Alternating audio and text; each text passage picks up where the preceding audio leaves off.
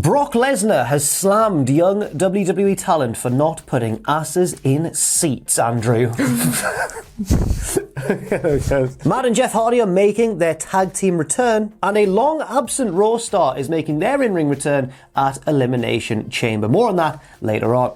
Yes, Andrew, as I said in the headlines. As you said in the headlines. Brock Lesnar was on the Pat McAfee show. He was doing like a wrap-up of the Super Bowl and everything. Yep. And then dropped a bombshell and said in the final hour of the show, we'll have Brock Lesnar. It was, as far as I know, it was totally a surprise, unannounced. Nobody knew that Brock Lesnar was everybody was like, whoa, what's going on? Which is really cool. It was really cool, but he was talking to Lesnar about, well, various aspects of the wrestling business and stuff like that. But he asked Lesnar about the younger talent in WWE, and Lesnar did not mince his words.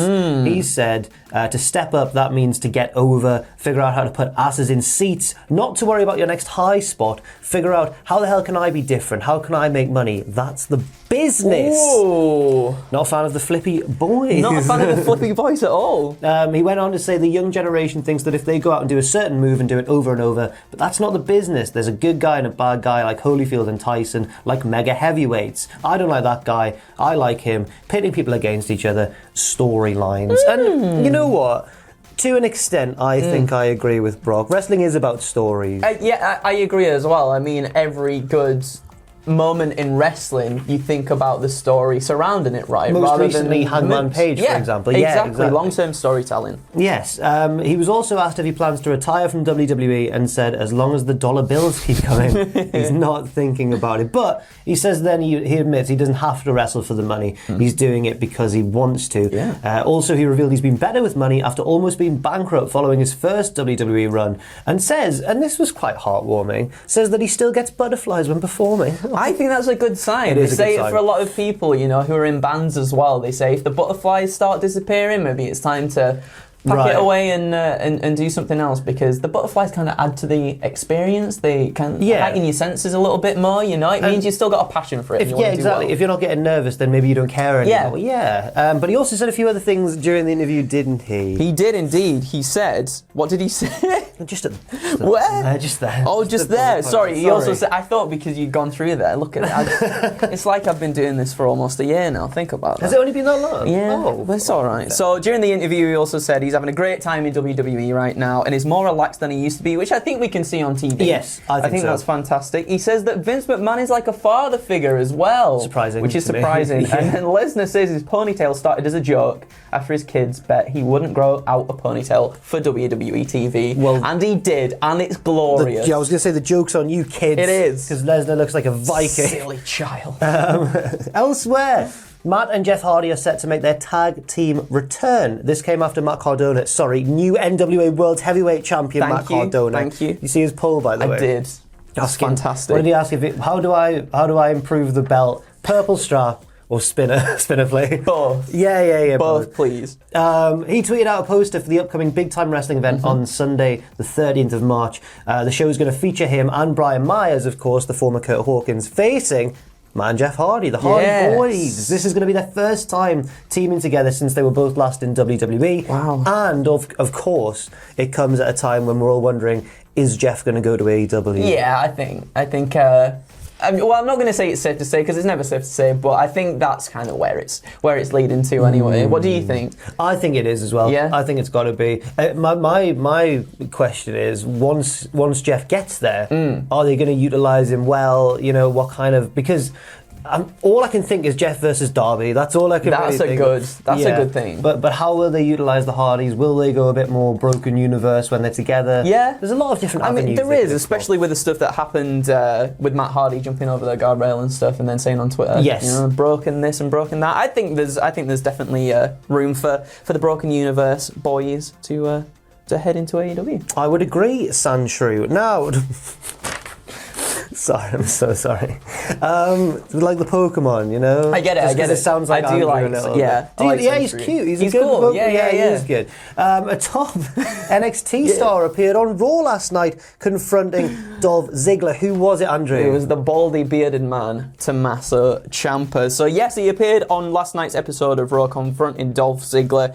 Ciampa appeared on commentary during the Dirty Dogs and Street Profits match, and then the end saw Ziggler brought with Ciampa at ringside as Rude was pinned by 4x4. Now, if we remember, last week, Ziggler interrupted the NXT Championship Summit between Breakker and Escobar. He did. To which Champa came out to shut Ziggles up, let me tell you. Now, I'm confused then. Unless I've missed something, does this mean that Champa and Ziggler aren't involved in the title match then tonight?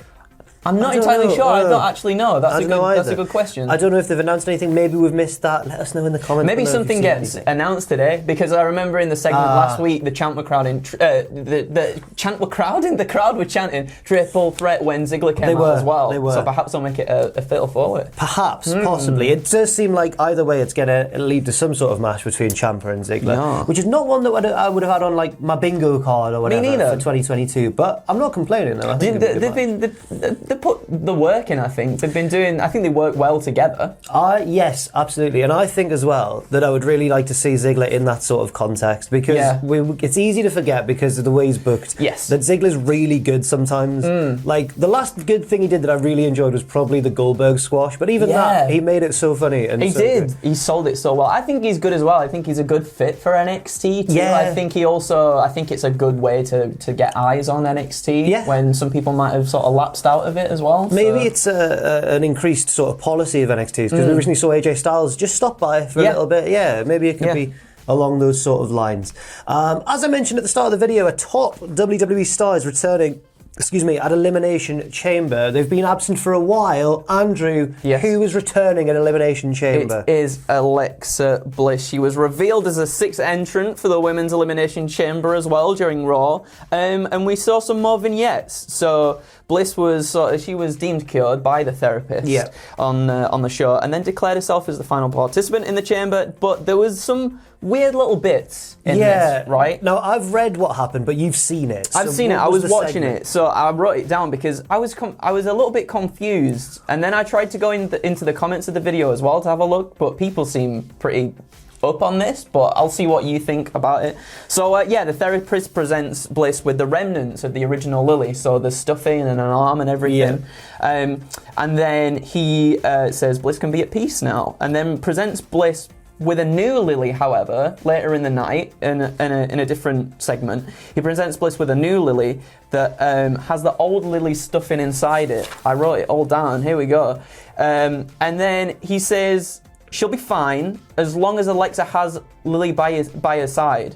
And then Alexa says she doesn't have Lily anymore, she's gone. And then the therapist says, that's right, but inside the replica doll is the stuffing of the original Lily, and in a way, her spirit lives on inside there too. Right. And he commends Alexa's competitive spirit, but tells Bliss to make sure she's always got Lily by her side. Don't ever let her go, and as long as Lily is in Alexa's proximity, she'll always be cured. So that leads me to think that they need to sell lots of Lily doll stuff. Yeah. It's like the urn. It's like Undertaker's urn by the sound. If someone takes away Lily, what's going to happen? Oh my goodness. And the attire that she was wearing, reminiscent of the goddess attire as well. So I feel like we're going to sort of get that kind of Alexa, but then when the doll gets taken away, stuff's going to start getting weird and things will happen. Because before she got announced for the chamber match as well, we still had the weird like Lily popping up and all the dark weird segments and stuff. So my thinking is it's not Alexa's fault at all, but I'm sick of her being this spooky character really. Because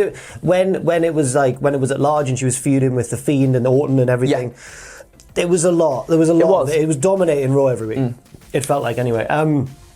If Alexa needed to take time off to recover from injuries or whatever, or just to have a break, fair enough, totally. But I would rather then that they just reach this point in the story with one or two vignettes. They didn't need to drag out the vignettes for so long on Raw. I don't know. I think so too, and I think if anything, this was the perfect way to properly step away from the Lily stuff as well. However, we are still harkening on that, Jack. We'll see what happens in the chamber. We will. Spooky shenanigans aplenty. Oh, dearie me. And finally, let's do a little rundown of the full card for Elimination Chamber, as it is taking place this weekend in the ever beautiful city of Jeddah, Saudi Arabia. So I'll just run through all of the matches really. So the Women's Elimination Chamber, as we mentioned, Bliss is in there, along with Rhea Ripley, Nikki ASH, Bianca Belair, Doudrop, and Liv Morgan. I honestly think Bliss could win that. Yeah, especially now. This is like her first time back in the ring after a long time, I think she's got a good chance. It would surely as well lead to her having like a featured match at WrestleMania. I guess the other favourite would have to be Bianca, probably. Yeah, I think so. Yeah. I think so. Rey Mysterio versus The Miz, which was confirmed on last night's Raw. Naomi and Ronda Rousey versus Sonya Deville and Charlotte Flair. This is after Ronda came out to save Naomi at the end of last week's SmackDown because she was getting her ass kicked. She was getting heads slammed into now tables. she's got big Ronda on her side. Falls Count Anywhere match, the one I'm most looking forward to, a Falls Count Anywhere match between Drew McIntyre and Madcap Moss. Whoa. What if they just ride off on camels? I would fighting each absolutely other love. with swords? You don't understand how much I would. No, they don't even need to fight. Just ride off together into the sunset. I've got one of my pictures done now. Well, yes, we will be doing pictures. Look out for that this week. The Usos defending the SmackDown tag titles against the Viking Raiders. Becky Lynch defending the Raw Women's Championship against Lita, of course. The men's Elimination Chamber match. Bobby Lashley his title's on the line in this one, defending against Brock Lesnar, Seth Rollins, AJ Styles, Riddle, and Austin Theory. And the big Universal Championship match that they've wanted to book for so long, Roman Reigns versus Big Bill Goldberg. Wow. Yes. It's a stacked one, Jack. Do you know what? It is a stacked one, and it's that trend we've seen recently of Saudi Arabia shows becoming more and more canon, more and more essential. Yes. I mean, this one's in the middle of the road to WrestleMania. It is. It's a big one. It's a big pay-per-view. It's Elimination Chamber. It certainly is. We'll be covering everything, of course, in the following days. Look out for all of our content, and also, if you've missed it, look out for Andrew and Tom's news video earlier today when they discussed some very, very big news indeed. Thank you very much for watching this video. Andrew, thank you for hosting it with me. You're very welcome. Thanks for having me, Jack. That's all right, friend. It's not my show, it's everyone's. Thanks very much for watching. Leave your thoughts and opinions in the comment section down below, and we'll see you very soon.